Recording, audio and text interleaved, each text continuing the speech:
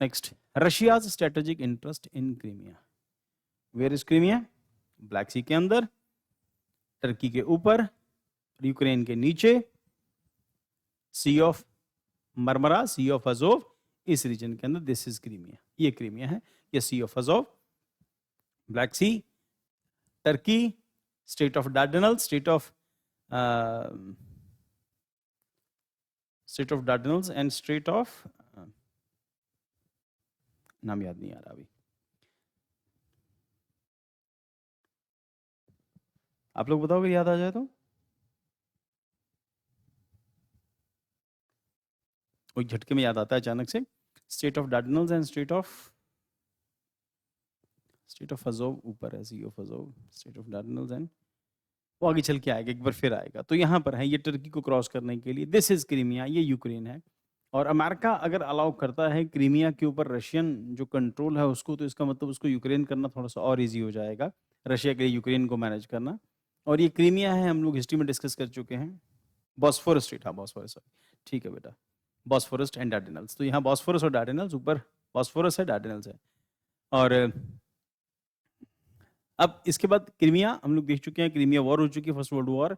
और Crimea war उससे पहले टर्की का उसमें आना, और फिर हम लोग डिस्कस कर चुके हैं इटली का, जब इटली का राइज होता है काउंट कैवूर के टाइम के ऊपर, तो उसकी रिकॉग्निशन होती है. तो ये वो क्रीमिया का रीजन है, और ये यूक्रेन है. कभी ये रशिया के पास था, फिर उन्होंने 1954 में रशिया ने इसको यूक्रेन को दे दिया था, 1954 में.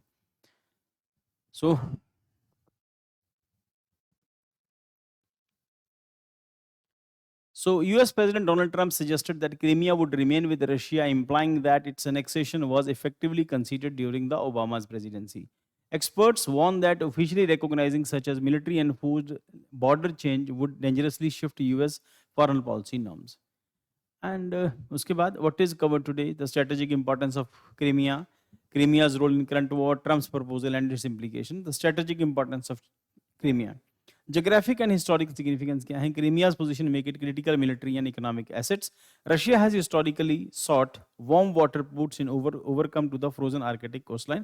हम लोग बार-बार डिस्कस करते हैं कि रशिया वार्म वाटर्स में आना चाहता है, क्योंकि रशिया के ऊपर का हिस्सा जो है वो फ्रोजन हो जाता है सर्दियों में, और वैसे भी वो एक्सेसिबल नहीं है. तो Russia from the very beginning tried to come in the warm water regions. Warm water region means ना close to equator, और या फिर close to Tropic of Cancer.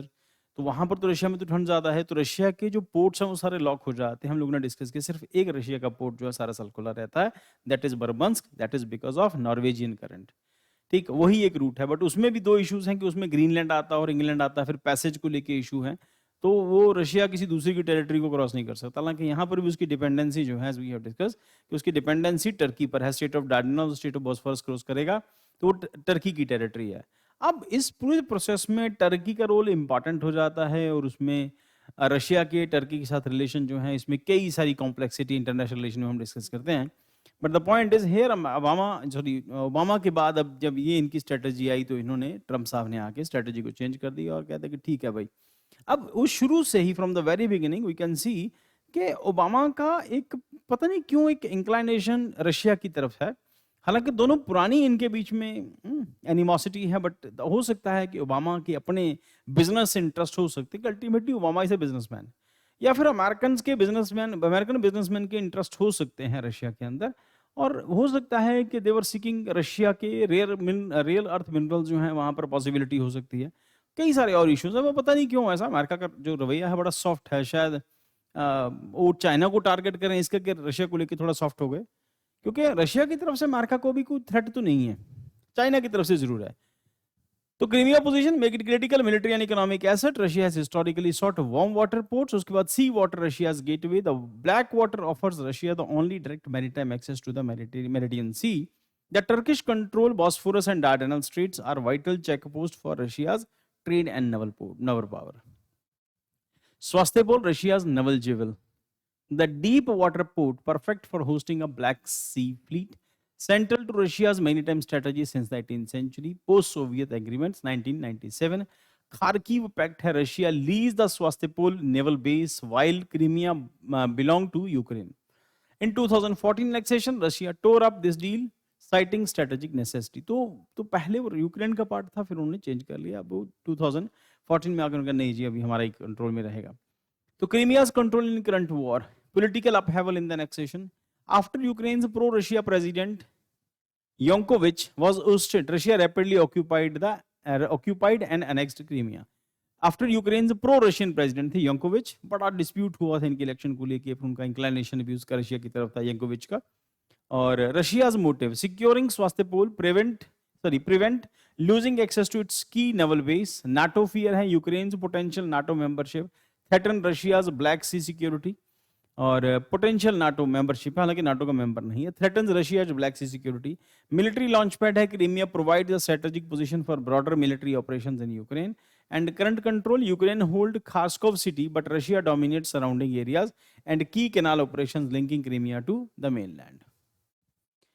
तो Trump's proposal and its implications क्या है? Historical justification, Crimea was the part of Russia until 1954, Khrushchev ने इसको transfer कर दिया था यूक्रेन को। Putin views this as historical error. Trump's stance aligned with the legitimizing Russia's claim. Ukraine's firm rejection. President Zelensky insists on the territorial concession, citing Ukraine's constitutional integrity. Geopolitical dangers क्या है? Accepting Russia's claim could encourage further Russia's aggressions in Ukraine, set a global precedence over the territorial grabs, and emboldening nations like China and Taiwan. उसका conclusion, China's strategic location makes it centerpiece of the Russia's military, economic, and geopolitical ambitions. Formal recognition of its annexation could dangerously shift the rule of international conflict resolution, undermining the global stability. कोई शक नहीं है इसमें। उसके आ जाने के बाद कई सारी चीजें होंगी, and by the passage of time we will see in next 10-20 years Russia और टर्की के बीच में वॉर कंफर्म है कि होगा। रशिया और टर्की के बीच में, क्यों? क्योंकि रशिया जब वार्म वाटर्स में आ जाएगा तो रशिया का ट्रेड इंडिया के साथ, अफ्रीका के साथ और बहुत सारी यूरोपियन कंट्रीज के साथ दोबारा से हो सकता है, और अरेबिक वर्ल्ड के साथ रशिया का ट्रेड हो सकता है। उसकी ऑयल एंड गैस को बहुत अच्छा एक्सपोर्ट को उसको बूम मिलेगा। बट लेट्स सी कि वो आने वाले टाइम के अंदर भी क्या क्या हो सकता है, क्योंकि ये तो कंफर्म है कि रशिया वो डर के रहने वाली कंट्री है नहीं, वो एक बार टर्की के ऊपर अटैक जरूर करेगी। फिलहाल दोनों में फ्रेंडशिप है, तब सिनेरियो क्या होगा, कौन टर्की की सपोर्ट करेगा, कौन रशिया की सपोर्ट करेगा, वो एक अलग एस्पेक्ट है। पर अल्टीमेटली टर्की को मेडिटेरियन सी में पहुंचने के लिए हर हालत में दो स्ट्रेट्स जो है पार करनी पड़ेंगी, बॉस्फोरस भी और डार्डेनल्स भी। दोनों स्ट्रेट जब तक पार नहीं करेगा, दोनों स्ट्रेट टर्की की टेरिटरी में आती हैं, जब तक वो पार करेगा नहीं तो मेडिटेरियन पहुंचेगा नहीं। और आगे बॉस्फोरस और डार्डेनल्स के ऊपर क्योंकि कंट्रोल टर्की का है, तो टर्की डिसाइड करेगा कि रशिया वहां से क्रॉस करेगा कि नहीं करेगा।